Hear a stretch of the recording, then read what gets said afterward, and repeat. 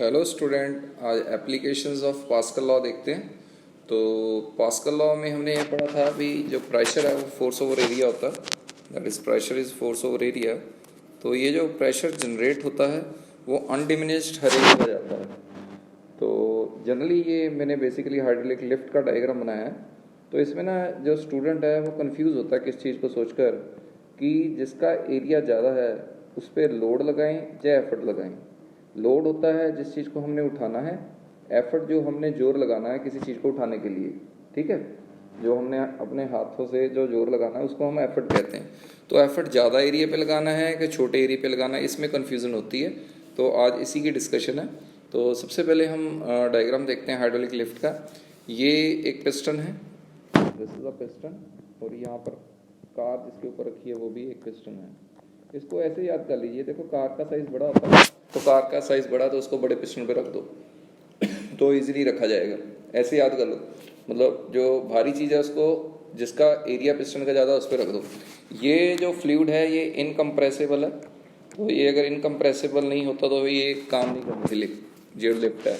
होता क्या है, आप ना यहाँ से एफर्ट लगाते हैं। सपोज मैंने एफर्ट में जो फोर्स लगाई वो F1 लगा दी, तो इसका एरिया मैंने A1 माना। तो यही थ्योरी में लिखा है, A1 है F1 है, तो ये F1 लगाओगे A1 पर तो इससे प्रेशर क्रिएट होगा। जो प्रेशर की वैल्यू होगी that is F1 over A1, ठीक है।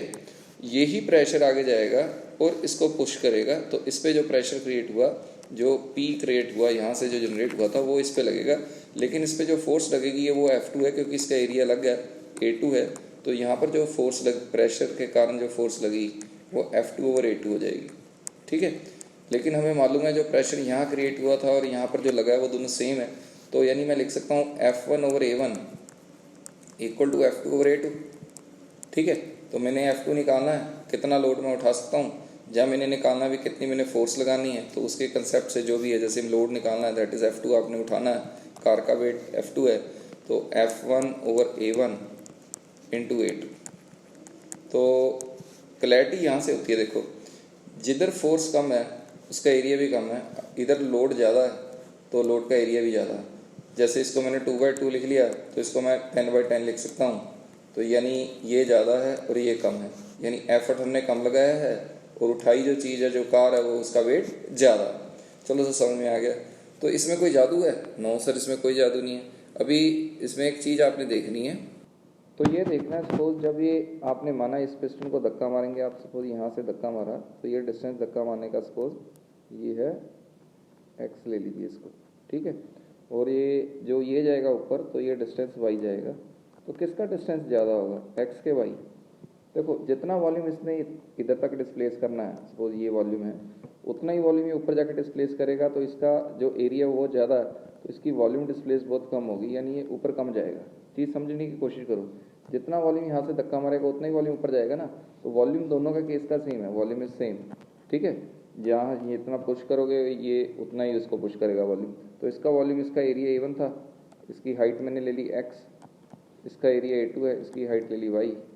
तो सोच के देखिए एरिया किसका ज़्यादा था, एरिया A2 ज़्यादा था, ये एरिया बड़ा था और ये एरिया छोटा था। तो जिसका एरिया छोटा उसका डिस्टेंस ज़्यादा होगा, यानी x ज़्यादा होगा और y कम होगा।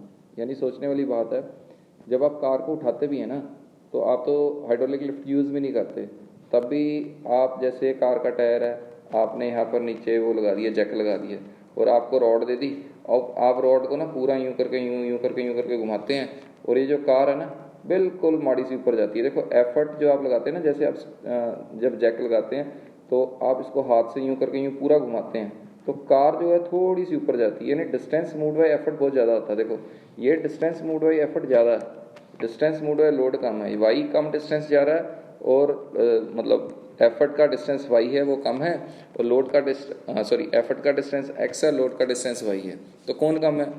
ध्यान से सुनो यार, जिसका एरिया कम है उसका डिस्टेंस ज़्यादा है, क्योंकि वॉल्यूम दोनों की सेम है। जिसका एरिया ज़्यादा है उसका डिस्टेंस कम है, यानी कार कम ऊपर जाएगी, जोर ज़्यादा नीचे आएगा। तो इसमें दो टर्म बना देते हैं। One term is known as mechanical advantage, पूछे ना पूछे आपको आनी चाहिए, mechanical advantage. Mechanical advantage is nothing but represented by MA, that is load lifted upon effort applied, ये एक टर्म है आपने याद करनी है। तो इसकी यूनिट कोई नहीं होती, ये फ़ायदा ही है। देखो लोड कार का वेट बहुत ज़्यादा होता है, आप जो 9 यूनिट होती है, लोड का वैल्यू ज़्यादा होती है, एफर्ट की वैल्यू ज़्यादा होती है, यानी ग्रेटर देन 1। नेक्स्ट वन हम वेलोसिटी रेशियो एक टर्म बोलते हैं, velocity ratio. Velocity ratio distance moved by effort, distance moved by effort divided by distance moved by load होता है, डिस्टेंस मूव्ड बाय लोड। तो ये भी आपने याद करनी है, मूव्ड बाय लोड। तो ये जनरल है, ये आपने याद करनी है, ठीक है। एक तो ये पहली एप्लीकेशन हो गई, तो ये मुझे लगता है आपको क्लियर है। इसमें ये हमेशा याद रखना है क्या चीज़ सर, ये तब वर्क करेगी जब ये फ्लूइड क्या होगा, इनकम्प्रेसिबल। अगर इनकम्प्रेसिबल फ्लूइड ना हो तो ये वर्क ही नहीं कर सकती, ठीक है सर। आगे देखते हैं, आगे बात करें हम। Hydraulic lift is the second application. तो इसमें यहाँ पर आपका खूबसूरत पैर आएगा फीट, ठीक है। आप फीट से ब्रेक पैडल को दबाते हैं, तो ब्रेक पैडल, ये जो मेरा टर्म है ये मास्टर सिलेंडर है पूरा। मास्टर सिलेंडर में ये पिस्टन है, मैंने शो किए, तो पहले देख ही लो, ये पिस्टन है, ये भी पिस्टन है, ये भी पिस्टन है, ब्लैक से जो बने हैं तीनों पिस्टन है। ये मास्टर सिलेंडर है ये वाला। ये जो हमारा है ये वाला पूरा जो बना हुआ है ये व्हील सिलेंडर है, क्योंकि ये गाड़ी के टायर में लगा तो करके इसको व्हील सिलेंडर कहते हैं, व्हील में लगा। तो ये हमारा ब्रेक फ्लूइड, यहाँ से आप प्रेस करोगे तो ये पिस्टन इसको धक्का मारेगा, ब्रेक फ्लूइड यहाँ आएगा और नीचे भी जाएगा और अगले टायरों पर भी चल जाएगा। तो ये ब्रेक फ्लूइड यहाँ से यहाँ नीचे आ जाएगा। जब यहाँ नीचे आएगा तो इन दोनों पिस्टन को धक्का मारेगा, तो ये पिस्टन और ये पिस्टन इस तरफ जाएंगे। ये आर्म उससे कनेक्टेड है, ये यहाँ पर फलक्रम है। तो ये कुछ जब इधर से इसको इधर और इधर से इधर धक्का लगेगा तो ये चीज़ इस टायर को जाके व्हील को जाके पकड़ेगी, यानी ये चीज़ अगर इसके लग जाए तो ये चीज़ इसको स्टॉप करेगी, क्योंकि ये फ्रिक्शन मटीरियल है, इस साइड से भी रोकेगी। जब आप ब्रेक छोड़ देंगे तो जब इसको आप दबाते हैं ना ब्रेक को, तो ये फ्लूइड दूर जाता है और ये स्प्रिंग स्ट्रेच हो जाता है। जब आप ब्रेक पेडल छोड़ देंगे तो ये क्या होगा, ये अपने आप स्प्रिंग अपनी ओरिजिनल पोजीशन में जाएगा, तो ये इस चीज़ को टच ना करके ये वापस इधर अपनी लोकेशन पे आ जाएगा। जब दबाओगे ना तो ये चीज़ इधर आ जाएगी, यानी ये वाली चीज़ पूरी की पूरी इधर से चिपक जाएगी और ये वाली चीज़ भी यहाँ से चिपक जाएगी, तो और ब्रेक लग जाएंगी गाड़ी को। जब छोड़ोगे ब्रेक को तो ये स्प्रिंग अपनी दोबारा ओरिजिनल पोजीशन में आएगा, तो ये चीज़ को वापस पीछे से खींच लेगा और ये जो फ्लूइड है ब्रेक फ्लूइड दोबारा से ऊपर चल जाएगा मास्टर सिलेंडर में।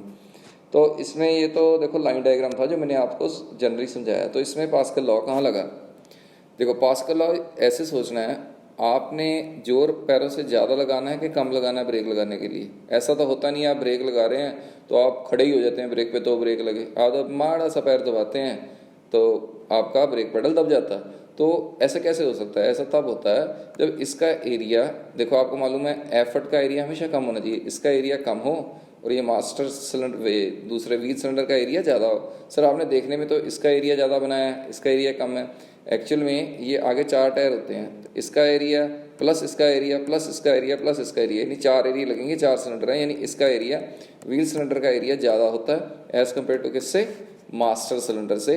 क्योंकि जहाँ पर एफर्ट लगाना है वहाँ पर एरिया कम लेना है, क्योंकि एफर्ट की वैल्यू भी कम होगी, यानी इसका जो एरिया होता है वो कम होता है, इसका मास्टर सिलेंडर का एरिया ज़्यादा होता है। कि कम एफर्ट से कम जोर लगाने से आपका ये ज़्यादा जोर लग जाए अगर इसका एरिया ज़्यादा लोगे, और आपकी ब्रेक्स बड़े आराम से अप्लाई हो जाएंगी और आपकी गाड़ी रुक जाएगी।